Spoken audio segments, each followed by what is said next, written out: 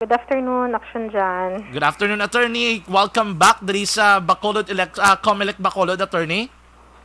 Yes, nagbalik kita July 1. Yes. No. Attorney, kamusta ta lang ang sitwasyon sa first day sang voters registration diri sa Bacolod City? Sa first day, no, subong damo ang aton nga damo ang aton nga nag-appear sa opisina para magpa-rehistro. O galing may ara kita ginpa-stop nga wala nato na baton because nga gulpi lang nag-ulan kag nagtaas tubig sa opisina naton. Okay, mga estimate na attorney just for today, mga pila ayhan? Ang sa subong ang aton nga na-cater, subong nga applicants na is mga 295. Okay. Including na nadaang SK naton kag mga regular nga voters. Okay, both sila nga attorney wala pili. Open for everybody, bisan SK voters ka or regular voters, pwede ka ka-apply. Yes, Oo. Attorney, yung 295, ginagaan sila nato number pag-abot dira nila. Anong protocols ang COMELEC? Kung aga, nagapanghatag kita number kay because nga kinanglan naton i-limit ang aton nga number i-determine.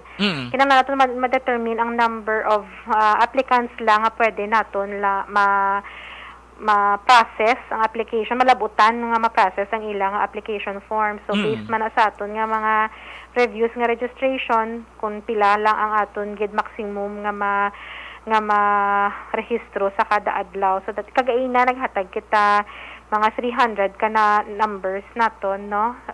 Ugaling mera kita ginpapuli kay wala na naton nagpadayon kay tungod nga nagbaha gani. So ang gintapos na naton kagaina ang nahatagan nga daan gid sang mga application forms and naka-fill up na sang ilang mga formas. Kumbaga, attorney, masarangan sang COMELEC Bacolod yung accommodate on a daily basis is 300 most probably, no? Yes, mga 300. Oo. Attorney, and atong mga wala naman kaina, mga pilato sila kabilog ang wala nyo na nalabutan.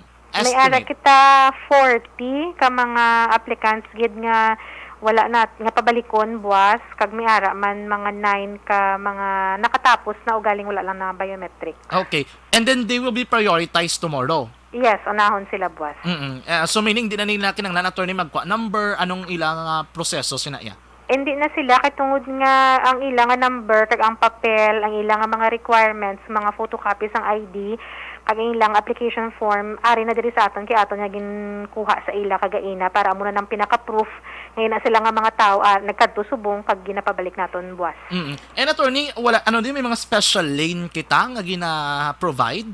Yes, meron kita gyapon priority lane nato ng aton senior citizens, PWDs, ang aton nga mga heavily pregnant women kag ang members ng indigenous peoples community naton. Ugaling kung kaysa nagalimit man kita dira man nagahatag man kita cut off bala maglabutan na magguruhapon. Depende sa kadamuon man kay kung kadamo man sa ila action dyan kadamo man sa ila nga nagaparehistro man sa opisina. So kung sigihon lang namon nga pamaton sa aton nga mga ara man tanan sa priority naton ma-compromise naman ang sa regular naton or ma-extend ang aton nga period of registration kay until 5 o'clock lang gid ang aton nga registration. So basically, attorney, ano oras kita nagasugod man? Sugod kita as early as 7:30. Pero ang aton nga pag-capture sina is alas 8 kay because alas 8 gid man ya mag-start ang aton nga opisina. Pero pag-ara ng aton nga mga personal sa opisina nagasugod kita 7:30. And then ang pagpanagtag, attorney, by 7 a.m. ara na sa number? Usually ang aton panagtagana isang number naton is 7:30. Okay. Ang isala daguro ka concern gid ang pila high bla nila attorney okay hindi naman masalangan sang COMELEC Bacolod nga kamo gid magpapila bala considering sa number of workforce man dira. Yes, oo. Amo na nga gina-coordinate pa naton ang aton nga mga kinahanglanon nga mga tawo nga magabulig sa aton sa inog-coordinate pa naton sa aton sa LGU kay July 1 kita nagbalik nagsugod dayon registration July 4. So apiki kita sa time kag may transition man sa local naton. Oo. And speaking of voters registration, until when sa maran attorney ining diri sa aton sa Bacolod or nationwide? Aton registration is July 4 to July 23 including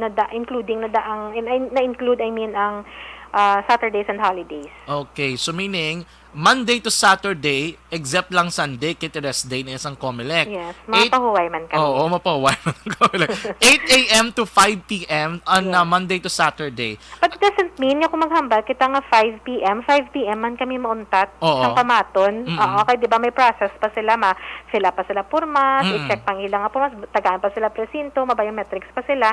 So kung kaisa mo ng iba nga reklamo nga wala pa kuno alas 5, pero ti ang ginabang bato naton is until alas 5 na sila kay aton nga capturing is until 5 p.m. lang. Oo, sa bagay man, no? Kay ti, amo man ang parts, duty hours man or office hours man Yes. dapat klaro sa publiko nga hindi but silingon nga asa alas 5, maka mo tumaabot ha? Yes, so yung kaisa 4:30, 4:45, mag-alabot pa sila sa opisina. Kung may harap pa yung may lang kung wala na sang tao, kaya makabaton-baton kami. Pero kung damo tao, kag for sure, may ara ginaya tao sa amo na nga oras, wala kita nagabaton. So, mamuna siya kung kaisa nga ginareklamo nila, kaya wala pa kuno alas 5, hindi na kuno kami mangbaton. Kag isa pa, attorney, bisan mag-abot sa lalauna kung naglapaw na sa 300 nga cut-off lang man karon nga hindi na nagor mapilit dra kay Yes, amo na lang unless masarangan. kung kaisa, kung PWD ka, kung senior citizen ka, makuha na namon, makonsider naton. Pero kung wala ka na number, hindi, ang probability is, ang guwa sa na is, hindi kagid ma-accommodate for the day.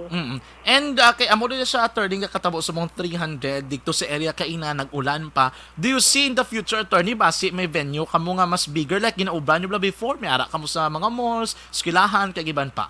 Yes, may ara kita siguro pati gayunon nga registration sa mall kung ma-approve na ang aton nga mga request.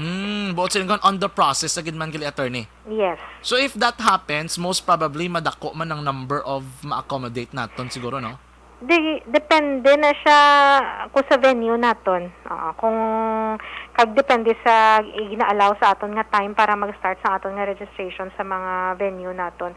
But normally because nga kung bigger ang venue naton do kahapos bala sang giho. So nagahatag kita agad man sa medyo madamo-damo nga ma-accommodate naton. Okay. Pero hindi na siya siguro matter of plus 50 ka lang, hindi ka naman gid makapadamo because nga limited man ang aton nga time. Gani man. Attorney, diri clarification naton. Diri sa aton nga voters registration, anong ga-accept kita transferees? Yes, tanan nga mga types of applications gina-accept naton sa subong, including ang aton nga transfer of registration nila.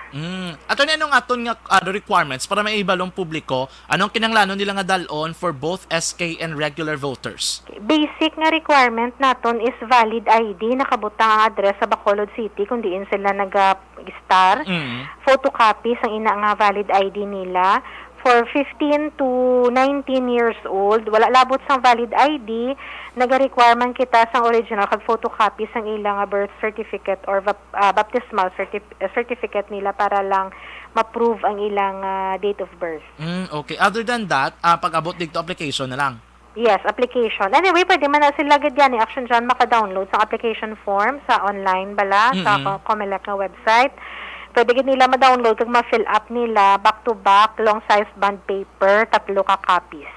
Okay. And then, ini mga IDs, ang baptismal, ano ni attorney, photocopy na sa nga daan? Or... May photocopy and original. Dalo nila ang original para may tandian kami. Ang photocopy, amo na gina-attach sa ilang application form.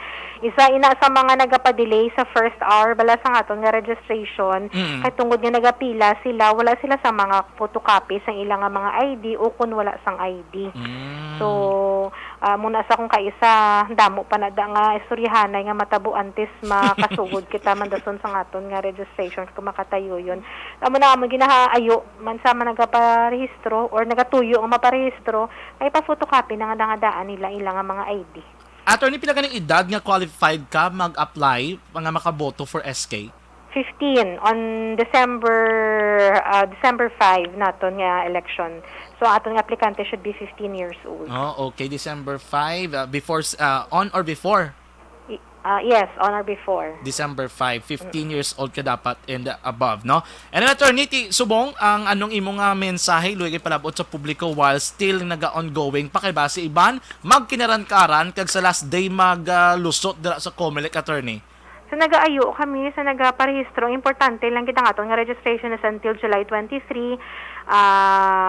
hindi na kita mamangkot kung may extension kung wala. Basta importante ang aton nga last day sa registration is July 26. So kabigo naton nga last day na gitina sang registration.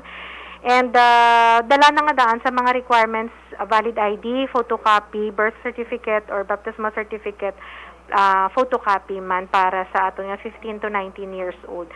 Before pa lang, the day before, preparar na nga daan nila para first hour, automatic makasugod dayon kita kay kompleto na sa mga requirements. Attorney, lusot ko lang kali final. Damo ka pa mangkoto. Dayon gid ko na attorney ang December 5 nga SK in Kita ya nagapreparar nga madayon ang aton nga election, barangay and SK election. So regardless kung anong matabo ang COMELEC Bacolod, sige-sige lang sa preparasyon. Yes.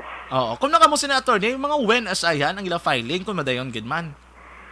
Wala pa kita sang calendar of activities regarding sinadira sang aton nga barangay nga elections as to the filing. Mapagwa lang kita once nga may ala na kita sang definite nga schedule sang aton nga mga activities. Okay. Attorney Katrina Trino Kanya, thank you so much sa imong mga tiyempo diri sa Action Radio. Good afternoon. Salamat.